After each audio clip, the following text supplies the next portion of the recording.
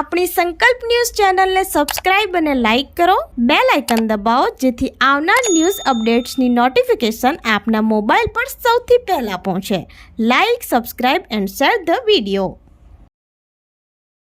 નમસ્કાર દર્શક મિત્રો, હું છું પૂજા ટંડેલ. સંકલ્પ ન્યૂઝમાં આપનું સ્વાગત છે. સમાચારની શરૂઆત કરતા પહેલા એક નજર આજના મુખ્ય સમાચાર પર.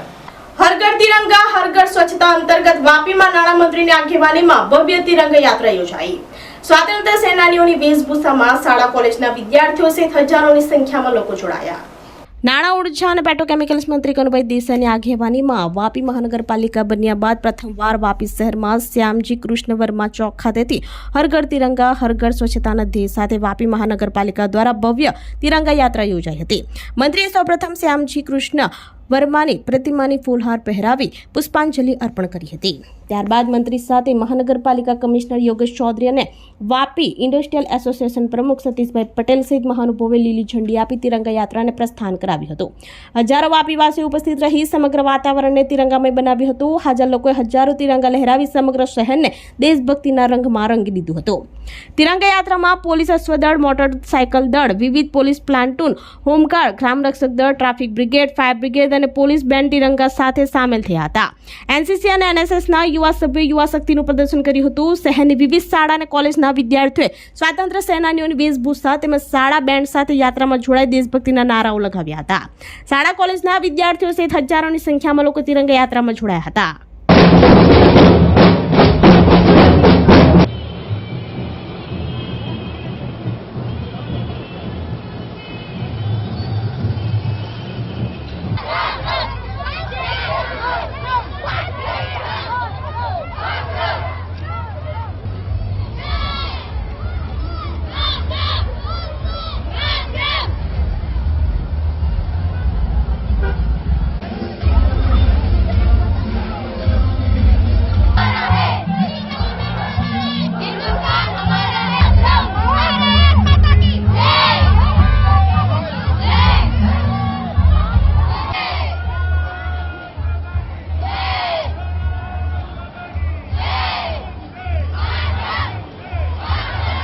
પારડી આર્ટ્સ એન્ડ કોમર્સ કોલેજમાં વિવિધ સ્લોગન સાથે તિરંગા રેલી નીકળી. તો સાથે કોલેજમાં જન્માષ્ટમી પર્વ નિમિત્તે ગરબાની રમઝટ સાથે દહીહાંડી કાર્યક્રમ યોજાયો. JP Pardiwala arts and commerce કોલેજમાં આજ રોજ એનએસએસ, એનસીસી, સ્પોર્ટ તેમજ કોલેજના વિદ્યાર્થીઓ દ્વારા તિરંગા રેલીનું આયોજન કરવામાં આવ્યું હતું. કોલેજના ઇન્ચાર્જ આચાર્ય ડોક્ટર ગંગાબેન પટેલ દ્વારા તિરંગા ઝંડાથી પ્રસ્થાન કરવામાં આવ્યું હતું. જેમાં કોલેજ સ્ટાફ હાજર રહી તિરંગા રેલીને પારડી બજારમાં દેશભક્તિના સ્લોગન સાથે નીકળી હતી. પારડી શહેરમાં દેશભક્તિ, સ્વચ્છતા તેમજ હર ઘર તિરંગા માટેનો મેસેજ વિદ્યાર્થીઓ સ્લોગન દ્વારા પહોંચાડવામાં આવ્યો હતો.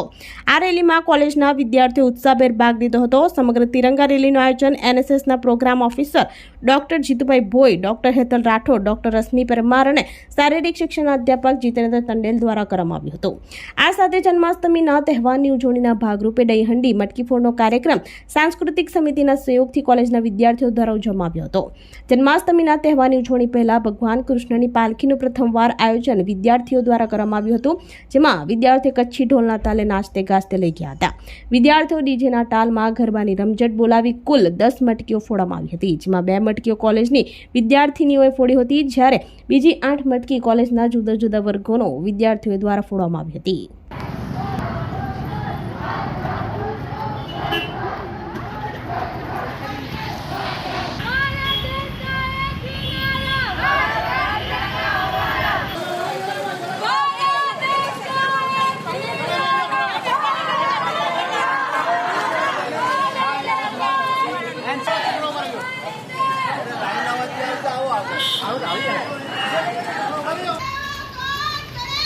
हम चलेंगे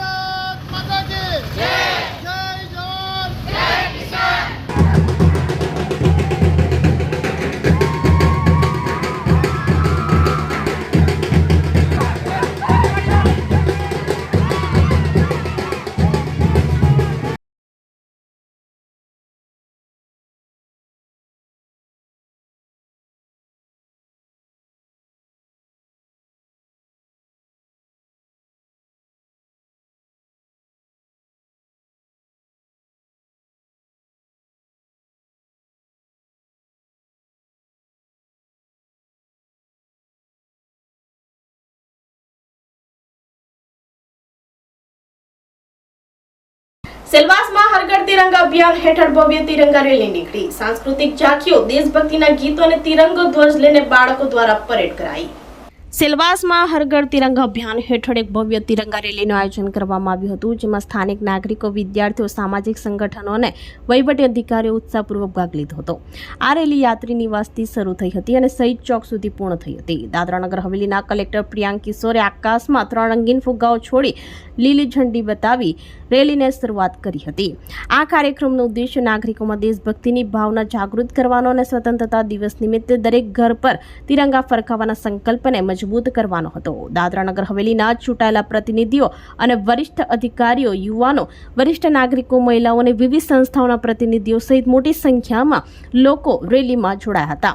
હાથમાં તિરંગો લઈને દેશભક્તિના નારા લગાવી સમગ્ર રૂટને દેશભક્તિના રંગમાં રંગ્યો હતો. આ કાર્યક્રમ દરમિયાન હર ઘર તિરંગા અભિયાનનું મહત્વ સમજાવવામાં આવ્યું હતું અને નાગરિકોને 15 ઓગસ્ટના રોજ પોતાના ઘરે તિરંગો લહેરાવી આ રાષ્ટ્રીય તહેવારને ગૌરવ અપાવવા અપીલ કરવામાં આવી હતી. રેલી દરમિયાન વિવિધ સમાજો દ્વારા સાંસ્કૃતિક ઝાંખીઓ, દેશભક્તિના ગીતો અને તિરંગો ધ્વજ લઈને બાળકો દ્વારા પરેડ કરી સૌને મંત્રમુગ્ધ કર્યા હતા.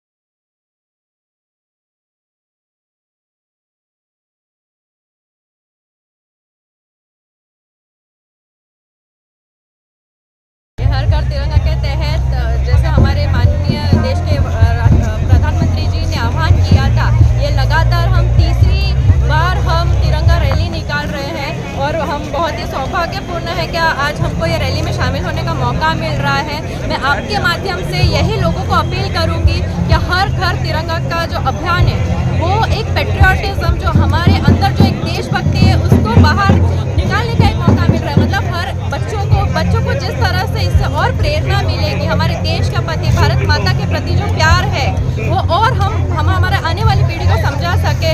और इस रैली का रियल मकसद तो यही है कि और लोगों को अवेयर कराया जाए और देशभक्ति जो लोगों में है वो और बाहर बढ़ चढ़ के निकाला जाए. प्रशासन ने बहुत ही सुंदर तैयारी की है. जैसे कि आप देख सकते हैं कि पूरे सिलवासा में हर जगह पे आपको बहुत ही सुंदर हमारे भारत देश का तिरंगा लहराते हुए नजर आएगा और बहुत ही एक अलग वातावरण, जो एक देशभक्ति का वातावरण है वो आज हमको यहाँ पर देखने का मिल रहा है. हर घर तिरंगा जो प्रोग्राम चल रहा है वो पिछले एक वीक से ज़्यादा से चल रहा है और स्कूल्स में भी अलग अलग प्रोग्राम होते आए हैं, बच्चों ने किए हैं. आज जो हमने निकाला है वो एक तिरंगा रैली है जो अभी ये फ्लाईओवर ब्रिज से जाके हमारा कलेक्ट्रेट तक जाएगा.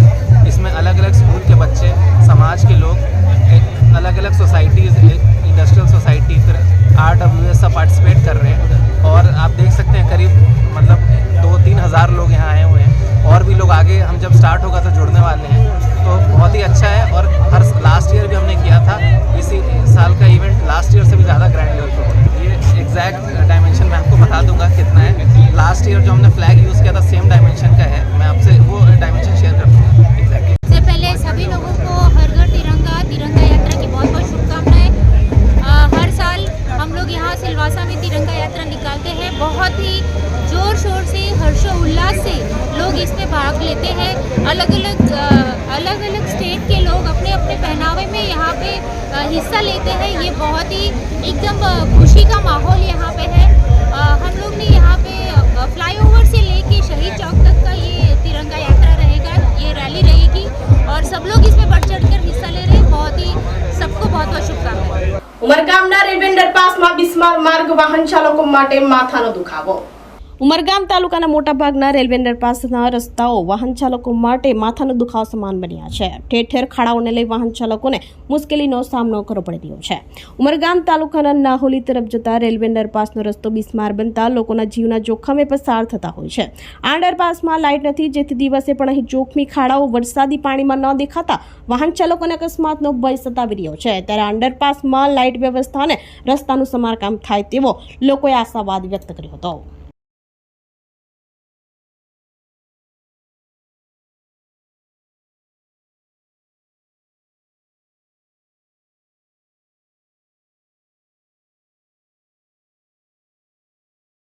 परिस्थिति बहुत ख़राब है।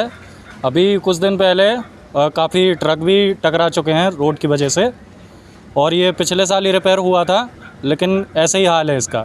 लाइट बराबर होनी चाहिए, लेकिन लाइट की वजह से बहुत परेशानी होती है, ज़्यादातर रात में परेशानी होती है, लोगों का आना जाना बहुत दिक्कत होती है। जो लोग डेली आने जाना उनको जानकारी है तो वो अपना संभल के जैसे करके निकल आता है।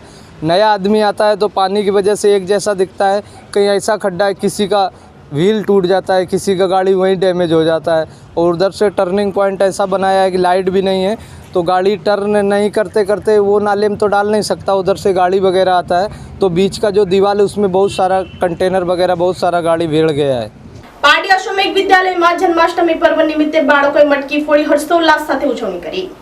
પારડી તાલુકાના સોંઢલવાડા ખાતે આવેલા અશ્વમેઘ વિદ્યાલયમાં જન્માષ્ટમી પર્વની હર્ષોલ્લાસ સાથે ઉજવણી કરવામાં આવી હતી.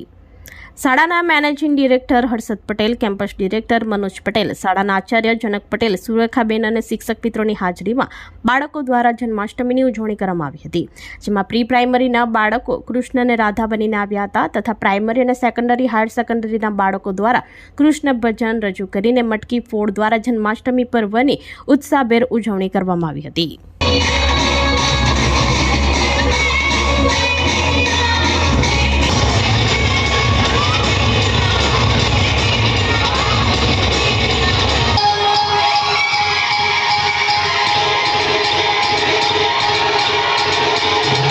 તો આ તાજા સમાચારો, નવા સમાચારો સાથે કાલે ફરી મળીશું. નમસ્કાર. આપણી સંકલ્પ ન્યૂઝ ચેનલને સબસ્ક્રાઇબ અને લાઇક કરો, બેલ આઇકન દબાવો, જેથી આવનાર ન્યૂઝ અપડેટ્સની નોટિફિકેશન આપના મોબાઈલ પર સૌથી પહેલા પહોંચે. Like, subscribe and share the video.